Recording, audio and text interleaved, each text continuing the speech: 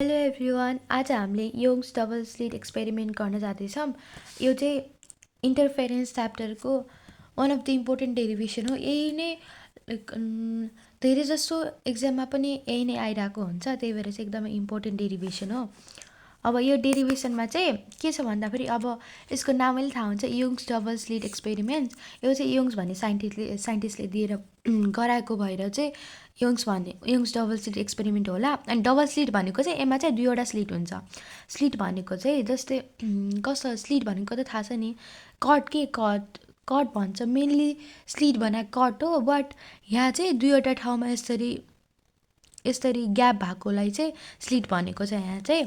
अनि यो एक्सपेरिमेन्ट गर्नुभन्दा फर्स्टमा चाहिँ के बुझ्नु पऱ्यो भनेपछि, यो डेरिभेसन गर्नुभन्दा अगाडि मोनोक्रोमेटिक सोर्स भनेको के हो। मोनोक्रोमेटिक सोर्स भनेको के हो भन्दाखेरि चाहिँ, यदि मोनोक्रोमेटिक लाइट भनेको के हो भन्दाखेरि, यदि सेम सोर्सबाट लाइट आइरहेछ भनेपछि त्यसलाई मोनोक्रोमेटिक लाइट सोर्स भन्छ, के अरे सोर्स मोनोक्रोमेटिक लाइट भन्छ, सरी।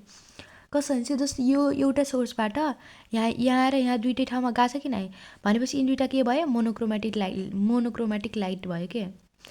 र अर्को के भनेपछि कोहेरेन्ट भनेको चाहिँ जस्तै यिनी दुइटा सोर्सबाट यहाँनिर यो एउटा स्लिट भयो, यो एउटा स्लिट भयो, यहाँ यो सोर्सबाट यो एउटामा आछ त यिनी दुइटाको चाहिँ सेम एम्प्लिट्युड हुन्छ कि। यहाँ र यहाँनिर भएको लाइटको चाहिँ सेम एम्प्लिट्युड हुन्छ।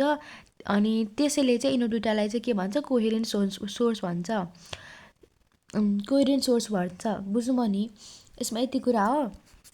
अनि यो फिगर बुझ्दाखेरि चाहिँ के हुन्छ भन्दाखेरि, फर्स्टमा चाहिँ अब यहाँ यो एउटा सोर्स भयो, यो एउटा सोर्स छ, यहाँबाट लाइट आइरहेको छ। यो चाहिँ एउटा S1 भन्ने एउटा स्लिट भयो, यो S2 भन्ने अर्को स्लिट भयो। अनि यो S1 र S2 दुइटा स्लिट बिचको डिस्टेन्सले चाहिँ D भयो, सानो D भयो।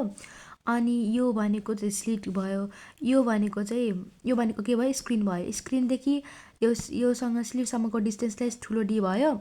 अनि पछि चाहिँ के भयो भन्दाखेरि, एमा हेर्दाखेरि यो एम पोइन्ट भयो, यो एन पोइन्ट भयो। यदि यो के हुन्छ भन्दाखेरि, यसमा कस्तो फिट गरेको हुन्छ भने, यो स्लिटदेखि यहाँसम्मको डिस्टेन्स र यो स्लिटदेखि यहाँसम्मको डिस्टेन्स चाहिँ सेम हुन्छ के।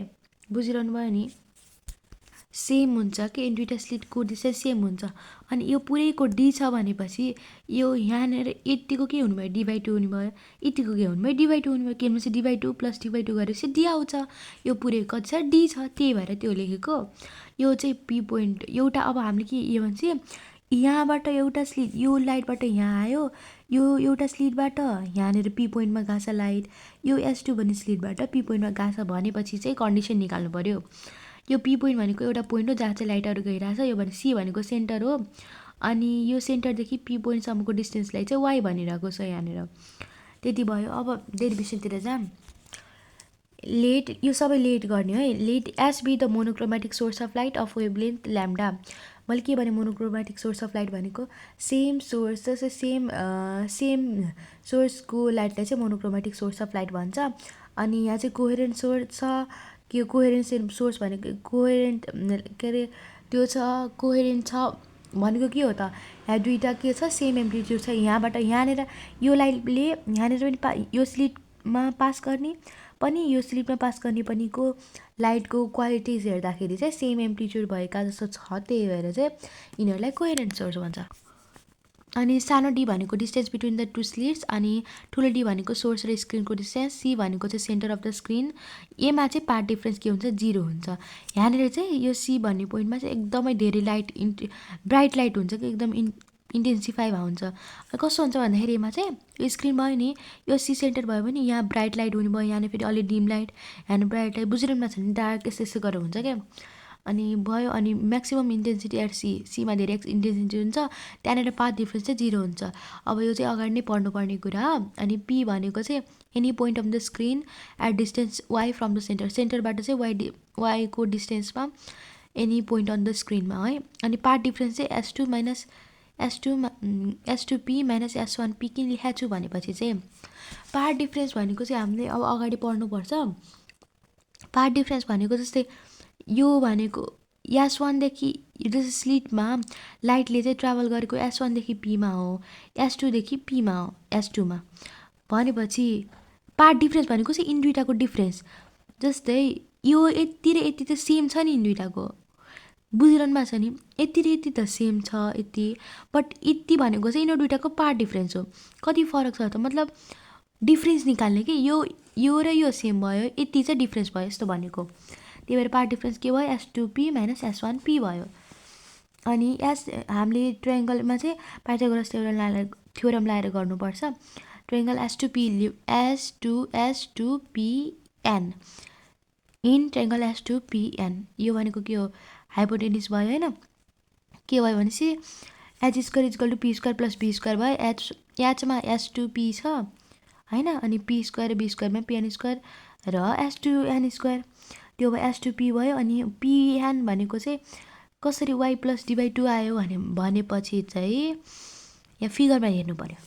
PN भनेको कसरी त्यति आयो भने PN अनि कसरी y + d/2 आयो। यहाँ P देखि C सम्मको डिस्टेन्स कति छ, PN भनेको फर्स्टमा के हो त, PC + CN छ कि छैन, PC भनेको के छ, d/2 छ, सरी y छ, अनि CN भनेको d/2 छ, अनि त्यही भएर यो आयो। अनि S2N भनेको चाहिँ यो डिस्टेन्स छ, त्यही भएर d छ, त्यही भयो। अनि फेरि ट्रायङ्गल इन ट्रायङ्गल S1PM भएपछि चाहिँ S1PM भएपछि एमा पनि पाइथागोरस थ्योरम लाउने। S1P को होल स्क्वायर = PM² + S1M को होल स्क्वायर। अनि PM भनेको चाहिँ y - d/2, PM भनेको चाहिँ PM भनेको चाहिँ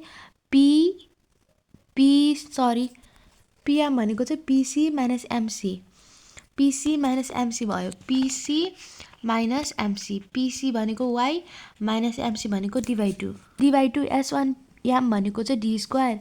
अनि पछि के गर्नु पर्यो भने यहाँ चाहिँ सब्ट्र्याक्टिङ गर्नु पर्यो, अनि गरेँ मैले S2P² - S1P² यो माइनस यो, अनि गर्दाखेरि चाहिँ S1 यो आयो अनि = 2y आयो। सबै गर्दाखेरि चाहिँ यही आउँछ, म अगाडि नै लेखिदिएँ। अब यो चाहिँ होल A² - B² को फर्ममा छ, A - B A + B हुन्छ, अनि A + B भनेको यो भने मैले डिभाइडमा लगेँ। र यहाँ अर्को के थाहा पाउनु पर्यो भनेपछि P lies very close to C, यो P पोइन्ट भनेको चाहिँ सेन्टरबाट एकदमै क्लोज लाइक गर्छ, त्यही भएर हामीले चाहिँ नेग्लिजिबल गराउँछौँ क्या। नेग्लिजिबल भन्नाले S2P र S1P चाहिँ D को बराबर हुन्छ भने जस्तो मान्नु पर्यो कि S1P र S2P चाहिँ D को बराबर, जति ठुलो D को बराबर हुन्छ भन्ने मान्नु पर्यो। त्यही भयो। अनि पछि S2P र D + D भयो, अनि 2D भयो। अनि यो भनेको चाहिँ पार्ट डिफ्रेन्स YD/D आयो। अब यो चाहिँ एउटा डेरिभेसन, यो हाम्रो डेरिभेसन भयो मेन। अब यहाँ चाहिँ ब्राइट फ्रिन्ज र डार्क फ्रिन्ज भन्ने हुन्छ के। ब्राइट फ्रिन्ज कति बेला देखाउँछ त भनेपछि यदि पार्ट डिफ्रेन्स n छ भनेपछि चाहिँ ब्राइट फ्रिन्ज हुन्छ। पार्ट डिफ्रेन्स 2n + 1/2 λ भएपछि डार्क फ्रिन्ज हुन्छ। जस्तै पार्ट डिफ्रेन्स यति छ, अनि यहाँ कति आयो, यो आयो भनेपछि y भनेको यति आयो। अनि y1 निकाल्दाखेरि n को ठाउँमा 1 राख्दा यति भयो, y को ठाउँमा 2 राख्दा यति भयो भनेपछि यसको विथ कति, जस्तै हामीलाई अब यो एक्सपेरिमेन्ट सहित यसको विथ पनि निकाल्दा विथ यस के भनेर आउँछ भनेपछि दुईटाको विथ सेम हुन्छ भनेर निकाल भनेर आउन सक्छ होइन। त्यही बेला के गर्ने भनेपछि यो गर्ने, बुझ्नु भयो नि, y2 - y1 गर्ने, अरू y3 - y2 गर्ने निकालेर, अनि यो गर्दाखेरि πD/D आयो।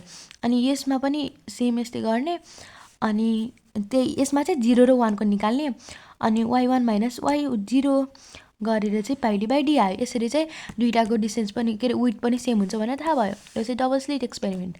इफ एनी क्वेरिज केही छ भनेपछि चाहिँ कमेन्टमा भन्नु होला।